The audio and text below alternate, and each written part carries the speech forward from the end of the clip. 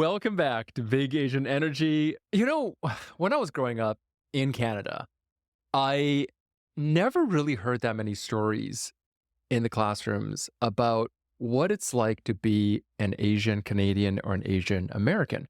We got like history lessons from, the little bits of history from the railroads. And like that was pretty much it. And that was all that I think Asians were mentioned. And when it was mentioned, it was always through this very narrow lens. And now, this is something that I've always thought is lacking. But today, because we do know that Asian Americans play a pretty significant role in the history, today we're going to get a guest who's going to talk about changing all that. Tony Delarosa is an award-winning Filipino-American author, a spoken word poet, a Harvard-educated teacher whose work bridges racial equity, ethnic studies, and policy with real-world impact. This guy's been recognized by the National Association of Asian American Professionals, the Asian American Foundation, the Madison 365 News as a top leader in the space, and his book, Teaching the Invisible Race, is a finalist for the 2024 Next Generation Indie Book Awards, as well as the 2024 IPPY Silver Medal winner. I am so excited. This guy's been featured on NBC, CNN, Smithsonian, Harvard Ed, and today he's here to talk about visibility. Welcome to the show. Thanks for having me here. I'm so excited, especially with the name Big Asian Energy, which just, I feel like you have to stop and just pause and like just interrogate those words. Do I have that? And then some Oh, are you Asians will kidding? say, do I have that? And you have to reflect. I guess I do, right? As a Filipino American, I guess I do. So I'm glad that you invited me. Yeah, I think you definitely got Big Asian energy. And it's not, I think Big Asian energy is interesting, right? It's not just about being loud or being big in the way that we think about it, because I think that the way Asians exist, we exist across a spectrum. There is no monolithic idea. But where I think being in the Asian American space, especially the idea of Big Asian energy, is really about authenticity. It's just about claiming and owning who we are. And I think this is why the idea of visibility is so big, because being seen doesn't have to mean being loud. And can you tell me a little bit about this? Because I think, first and foremost, what is invisibility in the context of the invisible race? Yeah, I had done a lot of reflections already on that term because I've had mentors look at it. I've had scholars, practitioners, right? All the way from teachers to superintendents to assistant professors to full professors, right? Look at this book. And I've been pushed already, right? Like invisibility to me is already something that's very accessible for people when they think about or index Asian Americans. They can go back to the 2020 movement, a 2020 Stop Asian Hate movement, and say, as it Hmm. started during like the height of COVID, and say, oh, yeah, Asians have been invisibilized for a long time now. They've always been Hmm. there, but they've been invisibilized for a long time in curricula, right? In schools, right? In the frame of school. And to, I've been pushed to even use the term omission because it's more active, or erasure because it's more active. Like I'm being erased, like purposely. Hmm. I've been omitted purposely, right? Hmm. Invisibility is, I'm still sticking with it because it still speaks across, like it got to Canada, to the UK, right? Like people can that. But when I do have the conversation, I like to bring in other words to show like there's invisibility as an outcome to me. I think it's a good thing. Like we have been Hmm. invisibilized. So yes, that's the out, and it's still true today. And there are policies that have invisibilized us or omitted us actively, right? Because we haven't been the center or seen as like, yeah, centerfold to the narrative of education. I guess like someone else's Hmm. narrative of education, right? Right. Yeah. Somebody who's writing those textbooks, they're not including us. Right. Now, before we dive into this, because I think there's so much richness to this topic, the reason I'm asking about invisibility is because, I don't think we question it very often. For most people who are not in the space of the work, we kind of just go either that, okay, we're invisible in the sense that we're not talked about, or invisible in the sense that we're not getting a spotlight pushed on us, which some people might say, well, that's not a problem. So we're not being talked about. Who cares? It's part of our history. Why is this something that you want to change or you want to point attention to? There's so many angles to answer this. I think about your like big Asian energy, and I think about ed leadership, which I study in ELPA, Educational Leadership and Policy Yeah. Analysis at UW Madison. Like there's just so many instances where I'm like, so we're studying superintendents, principals, like where are the Asians in the first place, Yeah. from a visceral, Yeah, from we're a very like literally not seen. not seen in that demographic. Like I'll see some in very typical spaces like New York and California, but we exist across the US, right? So it's Mm, happening to our narrative, right? Our public narrative there nationwide. And then two, like I think about the when are we visible? When are we and when we're not like to someone mhm, we can be hyper visible mm, someone else's narrative, right? So mm, history of the Asianization, right? Or Asian race, the term like we're being raced. We're being used as, mm, we're being fit into the conversation of race, right? We got to go mm, back to Edward Said. He's a Palestinian scholar way back in his theory of Orientalism. Like people used to mm. say Orient, the Orient, right? Right. And Yeah. his scholarship is more about the UK, but he does bring in the West as in the US, and it has implications for us in the West. And what basically I found Mm, out after reading his work, going way back to Palestinian work, was that when non-Asians talk about us, they talk about us either without consent, like they talk hmm, about our identity without consent. So hmm, our narrative has been built by someone else's narrative, by also someone else's hmm, words, right? They take our mm. narrative, they use it for their means. So like the model minority myth, which is like the Yeah. this idea of like assimilating to whiteness, right? Or Yeah. assimilating to the top, and then Right. also being the solution POC or purpose person of color when there's a negative perception of black folks and Yeah. they position us against them, right? So there's Right. if we use his framework, I understand that wow, the West has always used us as a tool, right? So invisibility Mm, is that's like the framing of how to look at education as a whole. mm, So right now we're very convenient if we like fast forward to today's age, post 2020, post the start of anti-Asian hate and like all the movement building, it's kind of perverse in a way that we got the spotlight. Like we got the spotlight. Someone really wanted to publish a book on this. They wanted to publish, right? Because all of a mhm, sudden my story mattered to them on a capitalist hmm. sense, right? So now Right. the visibility was contingent on someone else's capital. That makes sense. That's weird. Yeah. Isn't That's that crazy? weird. That's crazy. Yeah. So Like there's there's a leadership, and then there's like yep. all that before stuff and historical stuff. So we can go deep in any direction, John. Yeah, give me a little bit of context with that because I think that for a lot, obviously those people who have done a little bit more research understand that Asian Americans have actually had a very long and rich history. Like we've been around on this continent for a very long time and have played some very critical roles all throughout our historical development of, we're not just talking about the railroads, but the construct and even the fabric of this country. Why, first and foremost? You talked about Orientalism and you talked about the fact that we get omitted. Why did we go omitted? What was the purpose that somebody might want to have to omit us? Yeah, if you're going to foster a very like whatever the West wants for itself and brand itself, it has to protect that image, right? If, for Hmm. example, Chinese, that we're dealing with this neo Chinese exclusion right now policy with the Trump administration with like international students. That's a scapegoat, obviously, because they have nothing to do with any of the issues going on. They're just trying to study.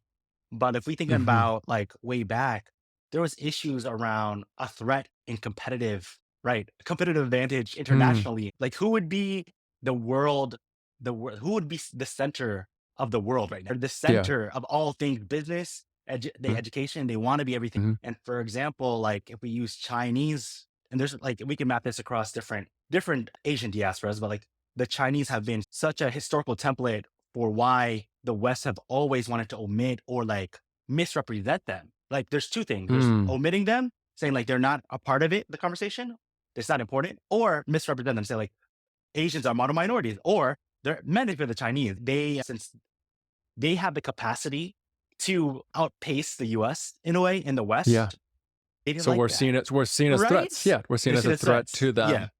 So it's easier to take us out of the history books or Yeah, emphasize our story less so that the center of the way that we might look at, okay, what is our history? What is the American or Western history? It feels easier when it's like, oh, it's a bunch of white Christian people who built this country. And we don't need to ask, well, who was doing the groundwork? Who was actually there showing up in those places? How do right. you like, I'm curious about you, and because it's like deep, powerful work. Yeah, You are yeah, yeah, highly educated. Your yeah. work has been featured in a lot of different places. You're a poet. How did you come to this topic? Did you always want to talk about this? Yo, let's read some poetry. How about that? Let's do some poetry in Yeah, this let's jump podcast. in. Is Let's that do some cool? poetry. Yeah. Yeah. Um, yeah. I'll read the game board Filipino instructional coach edition. And this is after another, yeah, it's a weird poem that's based on another person's poem inspired by Lauren Lisa Ng, Mm, her game board piece. And you'll mm, see it. And it talks about anti-Asian hate in Miami, Florida when I was instructional coach there in mm, from 2019 to 2022. Okay. Here's how you play. You wake up in a house, so move ahead 3 spaces because you've made it. You head to work, mask up, and drive to a school in North Miami to observe one of your elementary school teachers. They're holding a restorative justice circle just like you taught, so move forward 1 space. You notice a few students stare at you and automatically ask you, are you Chinese? Did you bring Corona here? Triggered, move back a step. One student whispers across the room, and another virus spreads a wildfire throughout the classroom.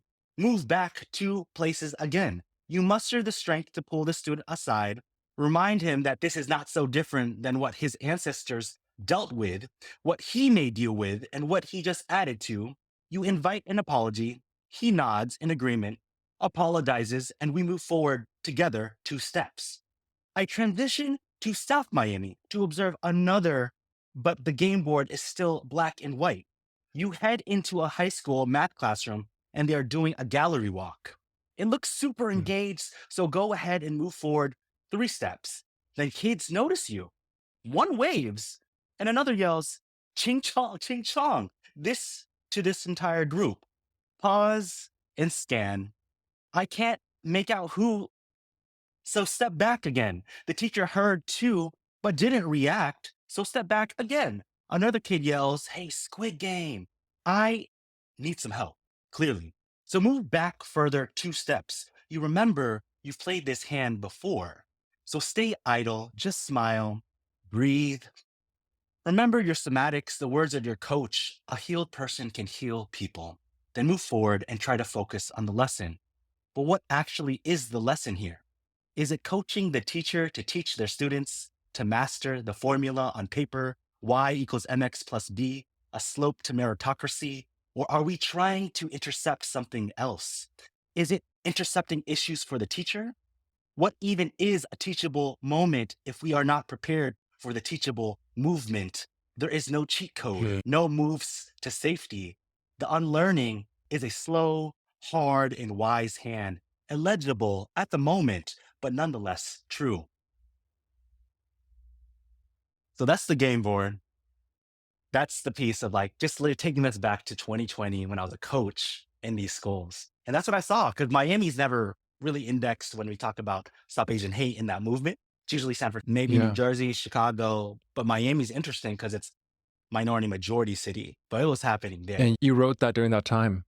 Yeah, I had to write as someone who was like Filipino, Asian, and I was an Asian leader. I self ascribed to that, in any city that I moved to. I'm like, what can I uniquely Mhm, authentically, right, for people? Because we mhm, say big Asian energy. I'm like, what is my authenticity? And that's been like my word for a long time. I'm like, how can I, what has been the thing? Poetry has always been the thing, mm. Right. always as a Yeah. mode to communicate people. Because I already felt you like, your like breathing, your like your guttural, your sounds, your affirmations. To me, it's like triggering something in your brain psychologically and emotionally that's different than what Mhm. a story or even just me talking would do to you. Right. So like I think it opens up a different gateway for people to understand and connect. Absolutely. I love poetry for that reason because there's something about I don't know if you know this, or I don't know if people who listen to the show know this, but I taught literature for a number of years. I had Okay, I teacher. started my career. Yeah, I started my career teaching high school students how to, write better, communicate better. And one of the big thing was teaching them literature. I've always loved literature. I studied English when I was in Mm. college. There was just something about, language. I grew up reading Chinese poetry. My parents both were big, they were writers and academics. So there's always poetry books around. And I would constantly bounce between Chinese poetry and English poetry. And at the core of this, it's hard, is that we can't capture something with the kind of density and power that poetry can, because it's about the feeling. When you're describing that moment of hearing things like Squid Game or Ching Chong, like I've been there. I've heard that thrown at me. Most of the time at this point, I think most people who look like us, we just get used to it. We just like shrug it off. Yeah. I traveled Yeah. around to different countries, and people would do the, the squinty eye Oh thing where they no. pull Yup. the eyelids Yup. around. And Oh yeah. Europe, you'd be surprised at how many places that you would think that racism isn't common until you realize that, oh shit, like racism is everywhere. But Endemic everywhere. Yeah. it is. And we have learned to hide. I think that we have learned to hide in two ways. And the first thing that we learn to hide is we learn to hide externally by just being laughing it off and going, yeah, it's not a big deal. But I also think that there's a part of this that we hide internally. We hide the hurt to Mm. ourselves. We hide the impact it has on us. We hide the way that leads us to go, okay, well, maybe I don't need to talk about my culture or my race to other people. Maybe I could just like be more Americanized. Maybe I need to be more westernized. Maybe I could hide those parts of me, not just from you, but from me. Because the shame that I learned from you, I learned to take on for me. Mm. Mm. And that's the impact that I just felt from your poem. That's what I Oh felt. That's what I was experiencing when I was listening to your words. And you can't, you're right. You can't do yeah. that through statistics. Yeah, because I mean, it's kind of a. I try to read clearer now too because I used to write. I did in undergrad take poetry courses, grad students, and it gets really in the weeds. And I'm like, okay, that's good. I learned a lot of different styles, which is amazing. I could Mm. write. I just showcased one style, and I realized I want the thing to be accessible but also Yeah. like different at the same time. So I gave you more of a Yeah. narrative style. And yeah, it's hard to capture in that room when I'm there and see that teacher who saw me, but then ignored it. Cause that's such a normal Yeah. thing. Like we'll see colleagues, Yeah. you're like, are you gonna do something? Oh, it's up to me now. Oh shit. It's always up to me to do the Yeah. thing, to say it, right? Yeah. Or we just, like you said, we shrug it off because it's the time to unpack why Yeah. this is actually important because all your reference is probably black and white reference. At Yeah. least in the US, it's like a black white paradigm. And sometimes Totally. sprinkle Yeah. Hispanic, Latinx, and Native Indigenous, or Asian. But after 2020, it Yeah. started to give the language. But then I would argue that people got comfortable again. I think like it's been like 4 years. Yeah. People are getting We had comfortable again. 5 minutes. Yeah. We In had 5 minutes. 5 minutes in Yeah. the Yeah. media. And then like the media just went, okay, good. Congratulations. Covered Pat it. on the We back, solved it. everyone. We fixed racism. Yeah. Yay. I, one thing you were talking about just now that really resonated with me is the feeling of being in a room where somebody makes an Asian related joke or a racially related joke. And there's a moment where I think I can't be the only one to have ever experienced this, where it's like people immediately starts kind of chuckling and then looking over at you and or looking over Oh, at me and yeah. kind of Yeah. going Yeah. like, Yeah. and there is this thing of like, are you going to be a problem? Are you going to be a problem right now that we just made a joke? And it's simultaneous I'm taking consent and I'm seeking consent. Because if you laugh at the joke, then it's okay. Then now we just all agree that it's okay because the Asian guy is laughing at it. So therefore we can laugh at all the Asians, right?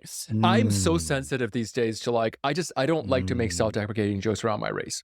And I don't like to, mm, like, there are rooms I'm in with people that I care about, people I know who are not racist in the way that we usually view racism. And they would ask me things like, tell me your favorite Asian joke. And I would say, well, I don't have any Asian jokes. I don't have any. I know I wrote this book called Big Asian Energy because I don't see being Asian as being a joke. I don't get the Mm, punchline. mm, mm. We're not minor in And any I don't, ways, right? no, Right? exactly. And I don't love the idea that if I tell this, it's kind of like that Chris Rock joke, right? Like he's like, the one joke he's always said that he wishes he'd never told was that, the N word versus the black person joke, because he's like, it gave people permission to Mm, tell those jokes. mm. Yep. And we're always teaching, right? Yeah. We're talking about Asian leadership and Asian teaching, and we're always Yeah. teaching in those moments. I'm Yeah. curious. I mean, you obviously have done, so much. You're a prolific speaker, you're a poet, you're a writer. In your experience, what have you witnessed in your journey of how people have responded to this work? Yeah. Many different, overall, I would say really positive, welcoming. Like, I would say I've built my own name around this for the last decade or Yeah. so, like educating Yeah. from a practitioner, elementary, middle school, being a coach. So, like, I kind of slowly went through the ladder and then started to do more coaching for principals and superintendents, so on and so Hmm. forth. So I built trust with the community and the that I've had who purchased the books, who've like been very supportive, who brought me on tour, right? Because the tour was by me, right? When the book was launched, with people who were like really interested. One, there are people who they knew this was super important. Like they were following my work. And I studied for my dissertation Act 266, which is Hmong and Asian American education policy here in Wisconsin. And I have to like talk about the landscape nationally because right now, critically, there is the conditions for this to to be received well, right? The conditions are there, right? The language has been built. Mm. Like we said, the news gave people the tool, the language and understanding, like, oh, this is an issue, right? So it's been Yeah. well received. Oh yeah, yeah, no reason, of course. You're doing a racial equity thing, of course you fit in now, right? But before we talked about like we weren't mapped that way. Like I said, No. I've been in conversations or I've heard senior leaders like chancellors of education, right? Or superintendents say like we are guests in brown spaces. And I'm like, Asians are brown too. They just did, when they said that Yeah. because their Yeah. language is so minimal, right? That Mm. back, but now forward, I say back, but still to the day, people still have a hard time understanding. Like like they see us in a hierarchy, like your oppression is still very like very there, right? Like your oppression's still Hmm. there. And, it Yeah. causes oppression Olympics against each other. But I would Mm. say received well. Is it the Mm. point of which I want it to be received most? Like this book, because it's combating invisibility, I would argue should have like hit a lot of things more, a lot more, right? Because people Mm. not, the sad thing that I would say that I saw on tour was that like 90% of the people who came to my events and they were packed. They're like 40, 50 people at each event. Great, amazing. 90%. What Hmm. demographic, John? What racial demographic was I'm at my gonna, event? Right, I'm gonna, I'm gonna leave you to answer that. right, right. We asked that question. Like it was right, like they came. Yeah, And of course. Yeah. there's a healing part of it. That's cool. I love that there's a healing community. Like maybe it was a matter of like us coming together Yeah. to heal together. Really Yeah. good. I felt supported. And at the Yeah. same time, like I'm like, we're such a small percentage. Like, and this went out to the entire district. These like flyers and Mm. these so why I say it's well received, they're good. They're okay to let their ERG, Asian American ERG leader go and they're in the room and weaned everybody. I'm not saying there weren't because there were some dope allies and I appreciate them, especially black men and women who came to my spaces. Hmm. They were Hmm. there, right? I appreciate that. But there's still a small percentage, right? We needed white folks to be in these spaces and these talks at a really good one with Montclair, like in New Jersey. Like I was like, y'all came through with it, right? And but some of them that made me sad was like Rhode Island. Like when I went to Rhode Island, to like 9 people who came out, and I was like, Wow. yo, you have a policy in your state to get this work to your social studies teachers, and this is the one of the first events open for free, paid for food, everything, right? Usually think food would bring Wow. people, but it was like 9 people who came, and I was like, well, we got to start somewhere. You know what I mean? Like that's the energy that I gave. And at the same time, I was still disappointed, So overall, Yeah. happy, but it could have done better. Right. Yeah. And I think this is something that we're always pushing up against, right? It's that we are often seen as not big enough quote unquote, not a problem or not a big enough of a problem, which is a question because that means that the alternative is that when we do talk about it, then we are now a problem. Love when What you is say that. the, I love when you say that, even that phrase. When you said that in like the consent thing, I was like, yep, back to Orientalism. That's where we're seeing it literally in practice. There's a consent. They yeah, look at you in the room and they're like, "You're gonna laugh with us?" I'm like, "Nah, I'm not gonna laugh with yeah, you." But you're still consenting to it yourself. You're still yeah, like, you're still imposing your narrative of us by saying that joke is okay. It's permissible. It's permissible. yeah, That's the word. Like permitted, it's right? It's permissible. okay. Permissible. Yeah, So yeah. yeah, Because that's the thing is that it is okay. Like, if we're just calling it out for what it is, like the general vibe is that it is more okay if I'm on social media and I see anti-Asian jokes. The general gist is that it's okay to make those jokes. It's okay because either, well, they're doing quote unquote well. There's so many issues I have with that. They're doing well yeah, because it's all based on stereotypes and completely yeah, ignores actual issues that people experience. Or it's that who cares? And I feel like that the secondary element is starting to become a little bit more honest now. There's yeah, this energy of like, yeah. yeah, we don't respect you. What are you going to do about it? Ooh, And there's that silence in the room that's in the energy of it, right? Like you see these in yeah, like TikTok videos or like little things where people make those little jokes and it's just yeah, accepted. It's just accepted as is. And we see waves that come in and out of it. How I want to come back to the book because honestly, we could yeah, go yeah, down that yeah, other path for a yeah, long yeah, time. yeah, But the yes, for book sure. to me is where Yeah, change happens. yeah. How do you advise for these principles or coach these principles to tackle this topic of teaching the invisible race? Yeah, I think like there's so many different ways to go about it. And like what I'll do is like sometimes I just give them the assessment first because what I've noticed what's happening now is that it's falling this work for policy and practice, it's falling Mm. teachers, right? So Mm. they'll send when I send the email out to leaders. Some of it's opt-in, some of it's from the district itself, and leaders will say, "No, my teachers need that." And I'm like, "No, you need it."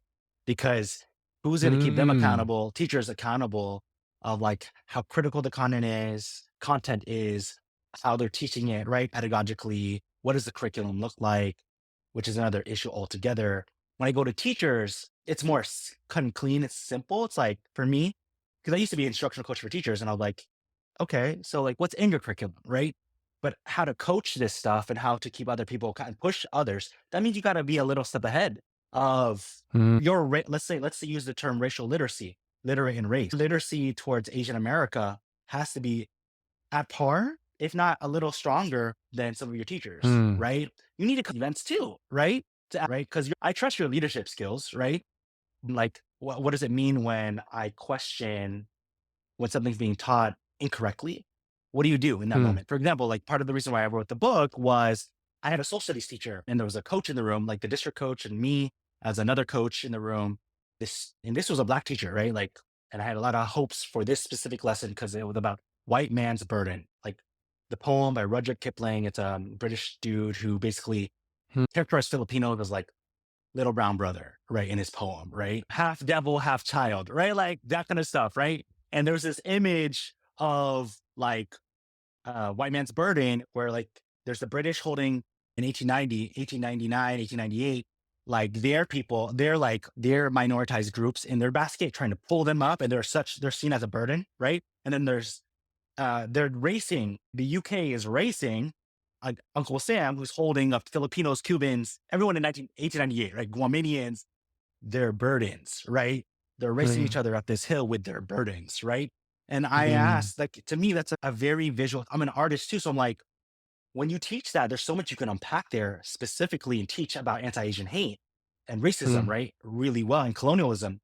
In that moment, the teacher just glazed over that slide. He's like, "Oh yeah, what are those people in the basket? This indigenous people, cool." And literally just passed through the lesson into the next concept. And I was like, "Hold up!" I was waiting for the coach to say something. The other coach in the room, Right. Yeah. Yeah. and the other coach was Latinx. So like they just didn't have the ideas or Right. the we've talked about the density around racial literacy pertaining to Asians. They didn't have Mm. that. And I was like, pause, revert back. Let me kind of show you something. let me do a teach in real quick. Okay. So I was like, Yeah. so who are those in the baskets? I love art, y'all. I love that you chose art. After remembering the teacher, I'm like, thank you for choosing art, but let's go deeper because I have a Mm-hmm. master's in arts education from Harvard. So let's go this, right? Let's look at this portrait, right? This is Yeah. portraiture. Who was in those baskets? Why? What policy? So like, there's so much more that teacher learned, right? He was apologetic and also like learning in our debrief. He's like, oh man, I didn't know. He's a first year teacher. So I get it, right? But at the Yeah. same time, I'm like, that's just another measurement, another index as to Mm, what do when they see us by imagery historically, right? They're like, they don't know how to mm, identify us. They've never been taught that, right? That's an issue. yeah. And they're quick to just amalgamate us into one group, like, right? And misrepresent us, right? As like just Mm, its peoples. And I'm like, yes. And there's so much more to us than meets the eye. So let's spend mm, more on it, right? So it's one way I've kind of worked with teachers and with principals. I give them an assessment around like what they know. It's in the front of the book around mm, like, it's 5 questions. I'm not going to go into these questions, but mostly it's like, to what extent do you know about Asian Americans, senior leaders in the US? Can you say in like 10 seconds, can you name them? Write them down. John, can you do this? I don't see what you right now, but like, I know you're Canadian, Shit. but like, I'm like, like, I'm pretty sure, but I don't want to can you feel a name, test. It would be a little embarrassing. can you name 5 educational policies that impact Asian Americans? Ooh, that's when it drops like flies. Mm, When I do this whole group at a public keynote, right. the hands go way down. The hand, like Yeah. when they think about Yeah. policies, they're like, what? Not Mm, act in 1790, that was actually anti-Asian. I'm like, yeah, like Hart-Celler yeah. Act that helped increase Asians to come to America quota-based system. That's actually anti-Asian. Yes, it wanted the good Asians, not anyone else, right? So that Yeah. is a way I assess kind of leadership. And then Yeah. from there, I'm like, what do you need from me? What are you reading? Because some principles on the positive end, there are some principals here that I work with in Wisconsin, and they've read stuff. And I'm like, and that's like, that gets me excited because now what it could look, I don't like focusing on the lacking of, right? Like the negative aspects. Can I be in a place of innovation in this realm? Right. Hmm. So, and that's the issue. Like, since we've been not talked about, I'm filling in this gap. And in reality, I want to be both. I want to fill this gap. And I also want to be in a place of innovation. Right. Right. So catch up with us. So there are some principals I'm with Mm, who are not Asian, who have like racial literacy of Asian America, who could probably challenge me too. And I'm like, oh, this mm, is good.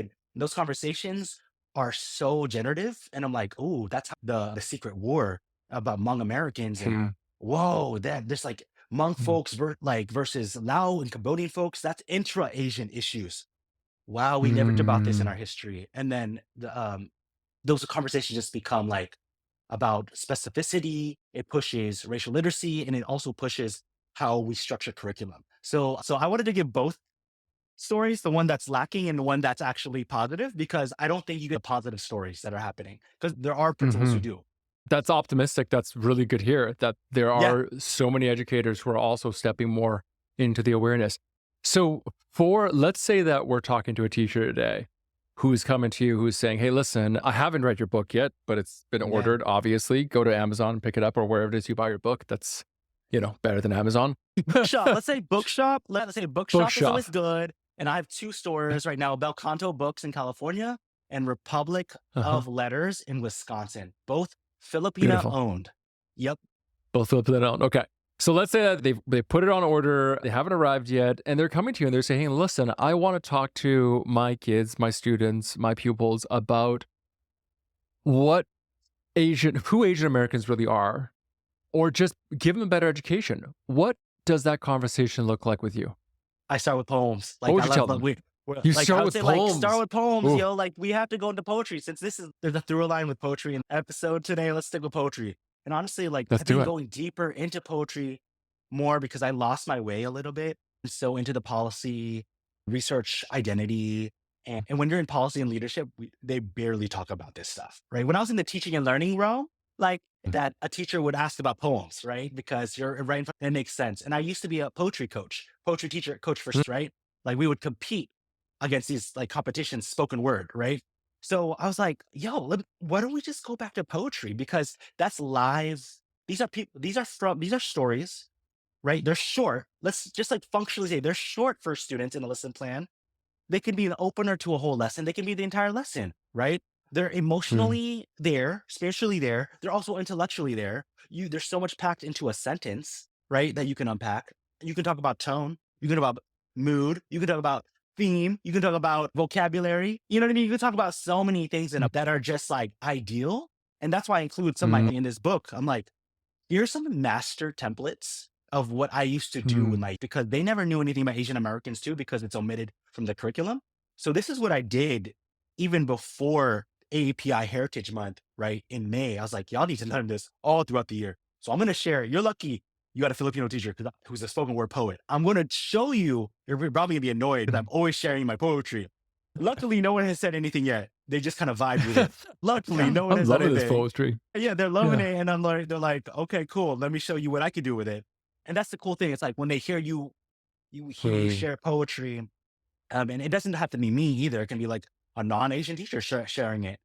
You can ask Mm, deeper questions about like I what does that argue this is mean? so important. Like because even with books or research and whatnot, it's still Mm, in a sense sterile in the sense that you're not seeing Asians as multifaceted beings, right? You're still seeing us right, in exactly. this researched very carefully, Yeah. like in this Or corner, it's numbers published, it's or pie numbers, charts. pie Yeah. charts, it's done by the best, strongest research doctor like Russell Jong, right? Like, or what have you, but we're messy. I want us to have Mm, affordances about we're messy, we're not all STEM, we have leadership capabilities, but we're like we have to tap into those spaces. How do we do that? Right? How do we index that? We really care about our ancestors and descendants. How do we tap into that conversation? Right. And really, when you start there, then you can go into like a book. It's just a perfect place to mm. start. Honestly, poetry is the perfect place because then students they start listening. I can already tell when I do this with teachers, students, and superintendents, the room feels different. Like when you just like Mm. read a poem and it's short, like you see the body, you can feel a space, John. Like you spoke in front of people, the space differently. They're like, Yeah. you can hear the breaths, you can Mm. see them looking at you, and then you're like, oh, you're Yeah, the somatic tensing. experience. The somatic experience, right? You feel relieved. Why Mm, is the case? And then you mm. have a I mental love health it. conversation. You never Yeah. expected a mental health conversation to come out of Asian America, but I gotta rep dear Elia, Mimi Cook's book, who argues that we can't have anything about Asian American studies or Asian studies without talking about mental health, regardless.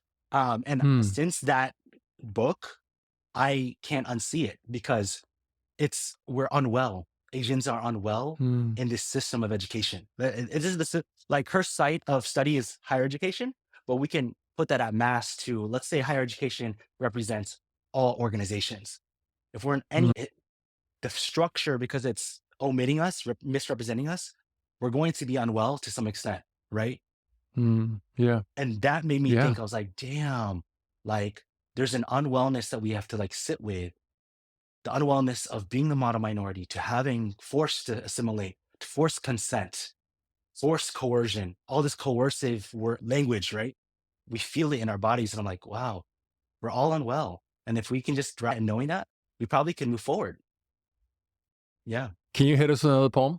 No, yeah, yeah. Let's hit this one. Let's do Filipino. Let's do my Filipino. If I can find my Filipino poem.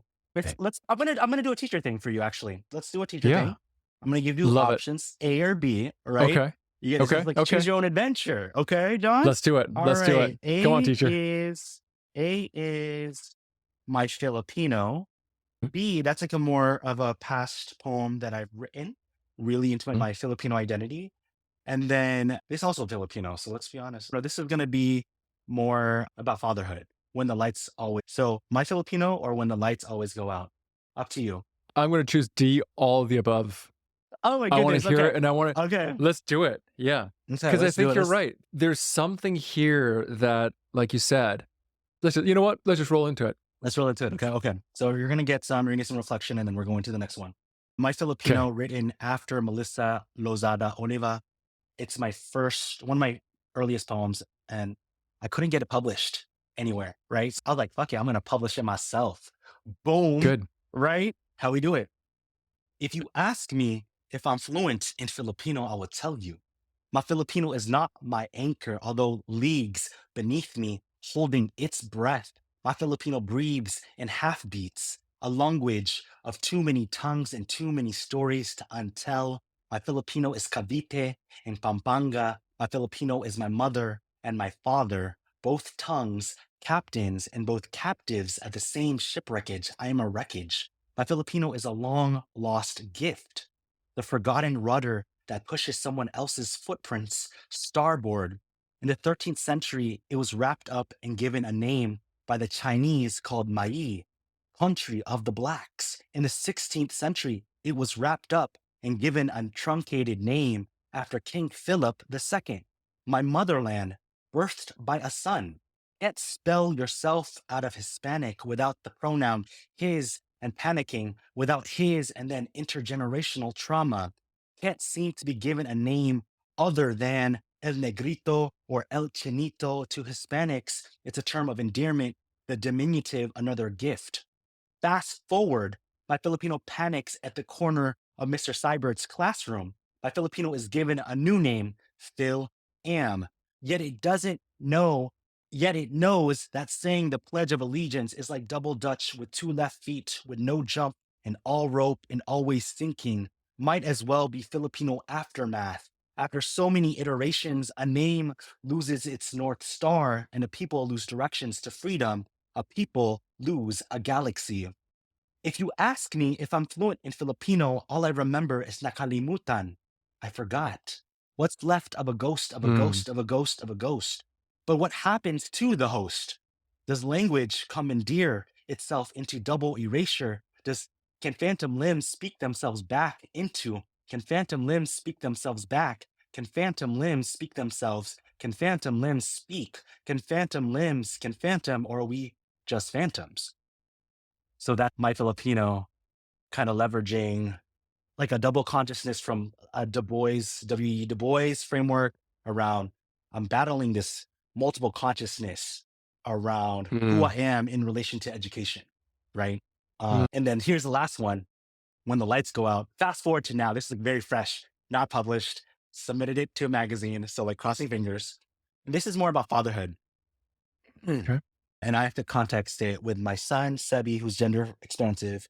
Yeah, when the lights always go out, bedtime towel looks like a conversation with my son, Sebi, who wants to be a mermaid. He says, mermaids are ganda. That means beautiful. They are my Mm. favorite color, rainbow. I smile because I love that he already sees ultraviolet because we read that to him. He says, Tatay, that means daddy. I'm Ariel. I say, that's wonderful. Ariel is curious. Ariel is different. Ariel is brave. Ariel is. And before I can say ganda, my son interjects with, but not the black Ariel. I don't like that one. She's not pretty. My stomach at 8:30 p.m. bedtime routine ties itself into knots as I gaze towards his shelf. Here lies my anti-racist hopes, folded up forest into multiculturalism. Eyes that kiss in the corners. I'm a beautiful Asian boy. I am whole and I am black and beautiful. I ask, why not the black Ariel? He says, I like the normal one. I ask, what does the normal one mean? He says, the red hair Ariel. And I ponder, maybe it's just the red hair. But what leaks out of my mouth is, the black is beautiful, right? We read that to you as if Black racial literacy is enough. My fragility spills the names of my Black friends. He turns around to face the wall, bottle in hand, eyes closed, unknowingly spilling drips of his milk on his pillow. Even when wrapped around Blackness, even with ultraviolet vision and mermaid myths made reality, what is the speed of embodying pro Blackness when the lights always go out? So that is a poem. Damn. Oof. I was in the room with you, man. Yeah, yeah, you're That reading, one you're hearing, hit. you're reading it. You're like hearing as I'm reading the books, and I'm like, these are real moments. I'm like, what? I thought I've been teaching you all this pro-blackness, pro-Asianness, Asianness types of Yeah. Of things. And course. that's amazing and beautiful that gender expansive is something that he, they, or her like has embodied. But then like, Yeah. what is that about anti-blackness that he's internalized? Where? And that's Huh. something How? that, yeah. Yeah, no, I want to hear the rest of that. Like, how did that conversation continue at the end of that poem? Yeah, I mean, for me, like, it's more internal for me because I'm still questioning, like, how do I show up with him? Because the school that he goes to, daycare, asked me to read more, like, do you have any like pro black stuff? Because he mostly goes to school. He has a very like diverse school, like Mhm, Chinese students, Nicaraguan students, right, black students, but mostly white kids, right? It's mhm, Wisconsin, and they are having the same issue. So it's not just his issue, right? It's an issue because they're asking me. They know that I'm like the racial equity person. So like they're like, Tony, yeah, can you bring a book and read and teach it? I'm like, sure, got yeah, time yet. So I'm like really trying to yeah, contemplate that time. Like, what book should I bring in and how do I facilitate mm, for 3 to 4 year olds? Right. Cause it's hard. Like, yeah, it is. me and my wife, like we were acting as a team. Like we're just, since we know that at least we theorize like he's getting anti-black messages somewhere, which means it could be just pro-white images, right? Like Mhm, we already see in the princesses he likes. I'm like, what's your favorite princesses? Because he loves Princess, yeah, and he's like Elsa, Ariel, and I'm like, so what about Moana? Like, he looks more like us. What yeah, about Mulan? yeah, And yeah, like, I'm like, "Dude, we just need to expose him to more. Like at this point, we just need bombarding him with more because I think just yeah. by the status quo is that he Exposure. just sees by mere exposure, he Yeah, sees like, how many yeah. times do we see Elsa? Like, every morning, like, Oh, we sing yeah, the same of course. songs. We see it. See in the store. What's the what do we like, he's seen, like, Yeah, that's the best one. I'm like, "Mulan is a warrior, y'all." Like, Anna, there's no love interest. You feel me? Like, out here, right? Like, has a yeah, tiger. You know what I mean? Like, yeah, so she's cool. rejecting class. You know what I mean? Like, Yeah, so cool, yeah. there's so much to talk about with these other princesses, and I think that's how I'm like, every night he's like, we read the books, and I'm Mm, like, he's like, "Let's read the Ariel." I'm like, "Nah, we're gonna read another one." The Aurora right. one. The Aurora one is Sleeping Beauty, I think. And I'm like, "No, let's read another one." Until he had like a few options left, which is like the brown Asian ones or the Asian princesses. I'm like, "Oh, Yeah, good, good. That's the one I want you to read." Okay, cool. And he just needs to get it because he's most likely gonna get what's gonna happen in education is that he's gonna get yeah, um culturally relevant, oh no, culturally teaching. And that's mhm, seen as a good thing, but who is it responsive to, right? And yeah, I think if you have white teachers, most likely it's in responsive to whiteness, right? So they're gonna yeah, of pick what course. they like, Yeah, sprinkle multicultural here and there, but the majority will be what they like. So that's that. that is thank you for sharing, first and foremost. I think that this is probably Yeah. something that a lot of parents, even myself, I'm hearing your shares, and I'm like, yeah, like, when and if I have kids, that is gonna be a question that I would be wondering, like, how do we guide them to understand and see their own cultural identity and the cultural identity of so many other people in the context where there is this normal, this identity of normal? And I think that's such a constant struggle when you're living in a white dominant space, when they're going to school and they're experiencing that. I wish I had an answer. Like I wanted to add, yeah, like it's pushing me to like he is saying like I don't want him to ever leave his like pro gender expensiveness either. So like he wants to like paint my nails, I want to be more gender expensive myself. So he doesn't see a Yeah, male body, the main one that he sees, not condoning yeah, that, not enjoying it. There's that. There's like I'm wearing the keffiyeh today, right? Like I want to wear it yeah, all the time, so it's normalized. It's just like okay, yeah, so and he asked questions like, "What is this, Tatai?" Oh, it's yeah, red like fire and power. I'm like, yes, and it means solidarity with Palestine. Like I want him to have it with me later on when in the future, he's like, oh, my dad wore that theme. What is it? And I just like, I right, think people underestimate curiosity because yeah, it gets murdered and destroyed, right? Curiosity gets murdered and destroyed because right, schools are designed and meant to funnel the nation state and funnel assimilation. So yeah, what's not fit in with what doesn't fit into the books are these counter narratives. So like as much as I can mm, actually like do it based on what me and my wife have described, we have to just expose by physically and so many different ways, right? I have to show up in that mm, way. Yeah. right. It's a yeah. I think what you just said about it's about exposure, it's about normalization, it's about seeing the different narratives and having that exposure to different ideas is such a big thing because it's easy to say we support it. It's easy to say and talk about it, but it's different when you're a 5-year-old looking up and you're looking at your parents and what they do and how they choose and the decisions that they make is the blueprint that they would then take on for how they decide who they become, right? I see it as like a currency, right? Like if I Yeah, show them this as a currency, now there's one lens. I'm like, okay, it's current to them, basic currency. And then when they compare that cultural currency to what's the currency of the language, the dominant currency at the makes, right. right? And then how Yeah. will they weigh their currencies, right? Weigh their one capital over the other? Will Mm. they be like, I actually know equity tells us that we have to weigh the counter stories more, right? And if I Mm, can teach that yeah, lesson, if he starts to weigh the counter narratives more, the counter currencies more, then we've done. that's it. Yeah. Yeah. Then they have that option and they can express it in their own way. Yep. Love it. Tell our audiences a little bit more about how do we find your work or how do we Yeah. find you or Yeah. Oh my goodness. Find me everywhere. I'm just kidding. You can find me at tonyrosaspeaks.com. I'm actually at this moment on this day, March 21st, 2025, I'm actually now recruiting for the next, I'm not recruiting, but like putting myself out there. Like I'm opening up to work with other organizations for 2026. So you can find Beautiful. me on my website or on IG. I'm mostly there at Tony Rosa Speaks. And I would say, are my DMs open?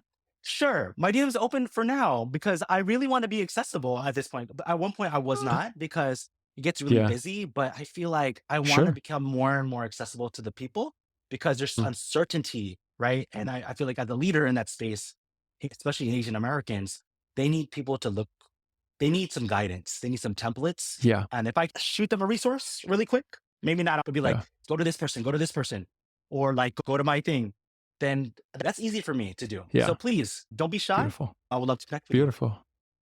Beautiful. Thank you so much, Tony. And before we go, I really want to say this. I think that right now, March 21st, 2025, there's a lot of uncertainty. I think a lot of people are just trying to deal with the fact that their reality may not be the reality that they expected that their year was going Yeah. to look like.